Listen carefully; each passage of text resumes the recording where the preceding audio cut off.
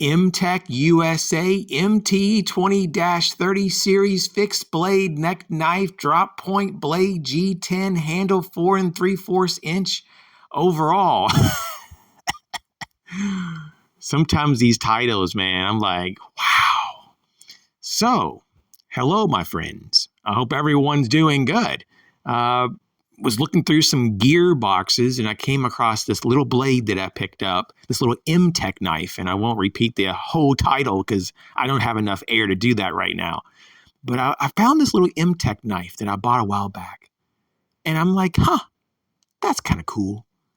And so I dressed it up a little bit. I put a little bit of paracord on it just to make it special, and I've been carrying it around, and I really like it again. Like I kind of rediscovered it. You know how that kind of happens sometimes. You get something and you use it for a few years and then it kind of gets kind of like, whatever. You know, it just isn't like very exciting anymore.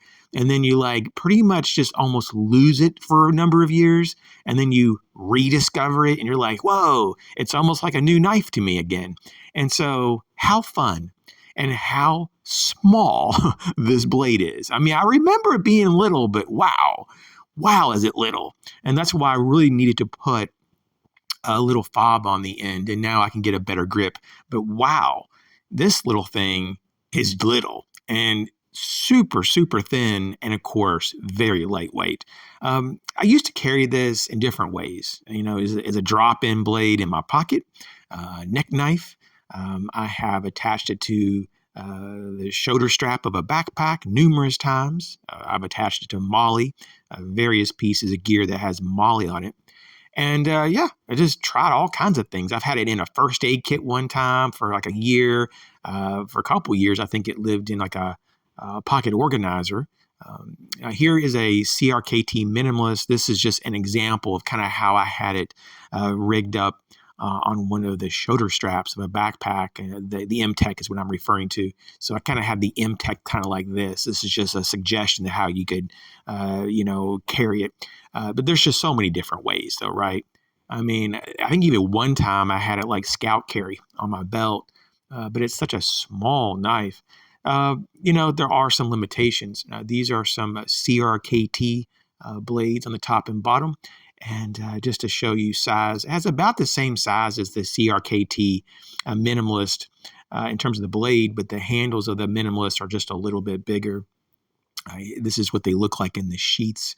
And so it is a very compact blade. But for right now, like going for about $6, I have a link though. A hyperlink is going to be available in the comment section. So if you go to the comment section, just leave a little comment, say hello, and basically just check out this link. And, if you want to support the channel or if you just kind of want to get some more information, just click on that link. But here are some cold steel mini leather neck knives, just to show you in terms of size comparison.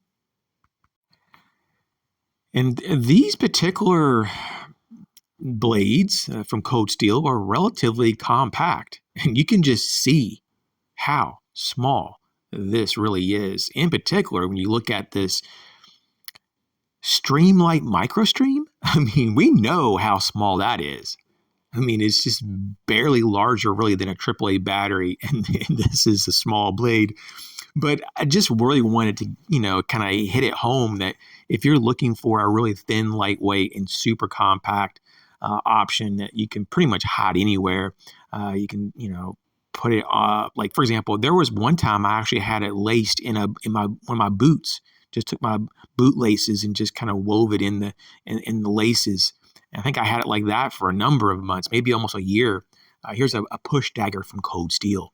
And so you can see it's just a blade that you can always have on your person and a great backup or a backup to a backup. Here is a 93 millimeter Victorinox Swiss Army knife. And this particular model, or I guess you would call it a variant, would be the Super Tinker.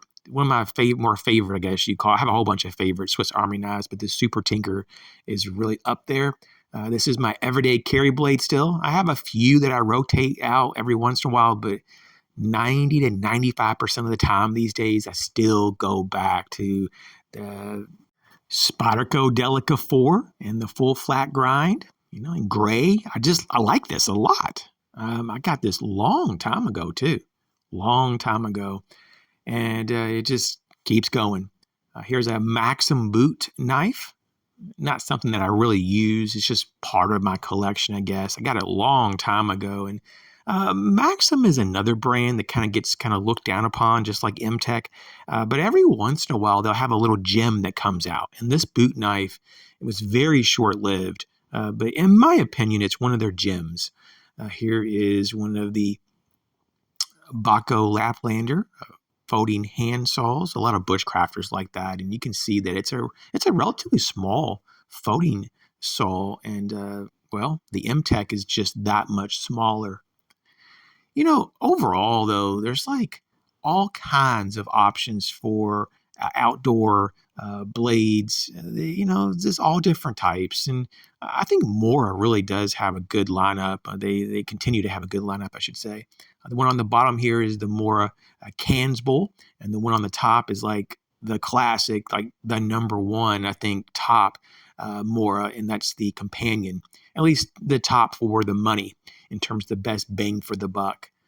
Here is a Mora 511 basic on the far left. Of course, that's in carbon steel. And the two on the right of the MTech, these are some Baco blades. People use them as work blades for construction sites. I just use them for outdoor blades. And, I have 50-foot hank right there of paracord on the left and one of the all-polymer cold steel ring daggers on the right. You can see how this ring dagger just really dwarfs the MTech. I mean, it's huge. And, overall, though, I think it's a fun thing to have different size blades and different types of blades, different configurations, some with serration, some with not, just whatever. I think it's just cool to have a variety in your collection and even in your everyday carry rotation. This is just one of my paracord wristbands. And, I don't have really large wrist, but you can still see it's still it's amazing, right? I mean, the blade, even the sheath is really small, even compared to that wristband and this clipper lighter. This is just a standard size clipper lighter, and look at that. I still like Bic. I'm not totally against Bic or Scripto, but I like the clipper better. Over the past year, I've really gone to clipper. And I do like Zippo too, though. I think for me, it's more like Zippo and Clipper are my two favorite. Okay, and for all those Ozark Trail fans, we have the 7-inch knife. That's what they call it these days, the 7-inch knife. And they have all different colors and configurations. But yeah, this is the size comparison with that. And so overall, just in closing, don't forget there's a link in the comment section. At the moment, it's just a little over $6 for the tan variant of this MTech knife. They do have it in the all black as well for a few more dollars. But if you're just kind of looking for something different, if you're looking for a small blade, a thin blade, a very lightweight blade, just a backup blade or a backup to a backup blade, you could do a lot worse than this. I will say, though, that you're going to probably need to give it a few minutes of attention to kind of get the edge kind of squared away, But if you have a really decent sharpener, it's not going to be a problem at all. I just like the look of it. I really wish that they would have come out in the last so many years, since they came out with this, like with a larger version of it. I wish they just kind of scaled it up, maybe like 3 or 4 times the size. It would be kind of cool. But yeah, you can see here a 2-inch blade, 4.75-inch overall. I love that the lanyard hole is good enough that you can put paracord through there. That's really cool. The stonewash finish is done really well. It's very uniform. Just overall, it's appealing looking. It's very appealing, and it just has a good aesthetics. There is some jimping around the blade and the handle in different spots. It's not like the best jimping. It's not real sharp, but when you really bear down and you really grip the tool here, you do get some enhanced grip. The G10 handle scales are not that bad, actually. They're pretty nice. I've seen G10 that's much worse than this. So, just overall, I mean, it could be much worse. But for the price, I mean, honestly, it's kind of cool. I'm almost thinking about getting another one. It's kind of funny, but I've been thinking about it. A Kydex sheath with a ball chain, so you can wear this as a neck knife. I mean, that's pretty cool that it comes with that.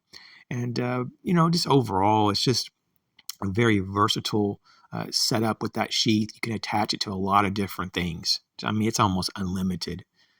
Your belt, various straps, all kinds of things. So as you can see here, in closing, it's a small knife. It's very inexpensive. It's a fun knife. If you're looking for something like this, check out my link in the comment section. I just want to thank everyone for your ongoing support. You guys take care of yourself. I'll catch you later.